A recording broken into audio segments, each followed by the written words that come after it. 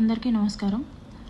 ఈరోజు న్యూస్లో నా గురించి నేనేదో మాయమైపోయాను, భయపడి దాక్కుంటున్నాను, ఉద్యోగరీత్యా సమస్యలు ఫేస్ చేస్తున్నాను, టీవీ ముందుకు రాలేక ఇంకా వీడియోస్ వదలలేక నేను దాక్కున్నాను అన్న ఒక న్యూస్ వినిపిస్తుంది. నేను దాక్కోలేదు. నేను నా లీగల్ ప్రొసీజర్ని ఫాలో అవుతున్నాను. బేసిక్గా నేను దాక్కోను కూడా. నిన్న కూడా ఒక వీడియో రిలీజ్ అయింది. అది కొన్ని ఛానళ్ళ వాళ్ళు చూసారో లేదో, ఎందుకు ఇలా మాట్లాడుతున్నారో, ఎవరు మాట్లాడిస్తున్నారో నాకు తెలీదు. కాకపోతే నేనైతే దాక్కోలేదు, దాక్కోను కూడా. న్యాయం జరిగేంత వరకు దాక్కోను. ఇంకొక విషయం, నన్ను కమిటీకి ఎవ్వరూ పిలవలేదు. నన్ను కమిటీకి ఎవ్వరే కానీ హాజరు అవ్వమని ముందస్తు ఇన్ఫర్మేషన్ ఇవ్వలేదు. నాకు ఎటువంటి ఇన్ఫర్మేషన్ లేదు. నేను శివశంకర్ గారికి కాంటాక్ట్ అయ్యి, ఆయన నంబర్ సంపాదించి శివశంకర్ గారికి కాంటాక్ట్ అయ్యి నాకు నేనుగా, సార్ మీరు శ్రీధర్ వర్షన్ మాత్రమే విన్నారు, నేను నా వర్షన్ కూడా తెలియజేసుకోవాలనుకుంటున్నాను, సో నేను పెన్ డ్రైవ్ పంపిస్తున్నాను విత్ అటాచ్డ్ విత్ లెటర్ అని చెప్పేసి నేను లెటర్ పంపించడం జరిగింది. అంతే తప్ప I bet and I ask committee people, నన్ను ముందు ఇన్ఫర్మేషన్ ఇచ్చారా? ఇస్తే ఎవరితో ఇప్పించారు?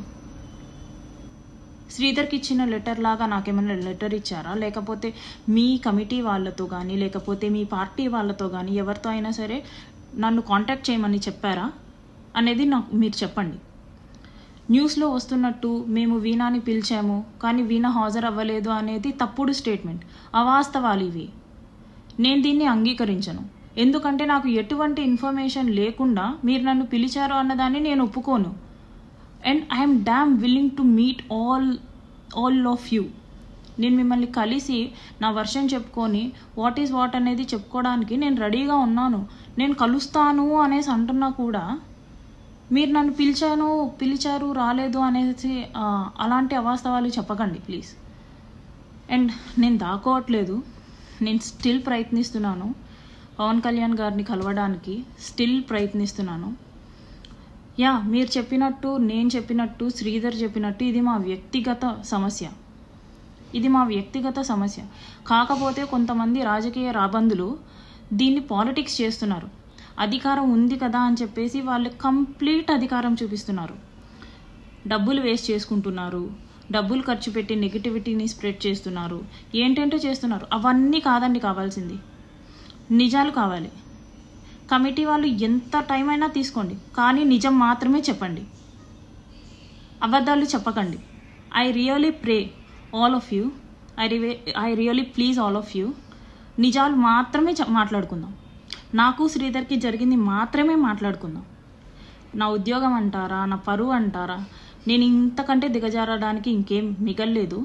కాబట్టి నేను అన్ని వదులుకున్న తర్వాతే నేను ఇక్కడికి వచ్చాను. కాబట్టి నేను భయపడను. నాకు జస్టిస్ జరిగే విషయంలో నేను భయపడను. నేను ముందుకు వెళ్తాను ఖచ్చితంగా. అండ్ సార్ పవన్ కళ్యాణ్ గారు, నేను మీకు మళ్ళీ అర్థిస్తున్నాను, మిమ్మల్ని నేను కలవాలి సార్. మీకు ఎంతవరకు నిజం తెలుసో, ఎంతవరకు మీరు ఈ విషయం గురించి పట్టించుకుంటున్నారో నాకు తెలియదు.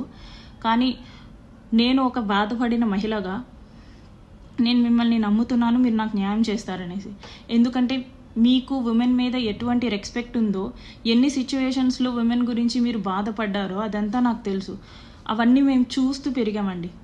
అలాంటిది మన పార్టీ నుంచి, మన ఎమ్మెల్యే నుంచి, మీ డిపార్ట్మెంట్ అయిన నాకు అన్యాయం జరిగింది. అటు శ్రీధర్ చెప్పుకోవాల్సింది మీకే, ఇటు నేను చెప్పుకోవాల్సింది మీకే.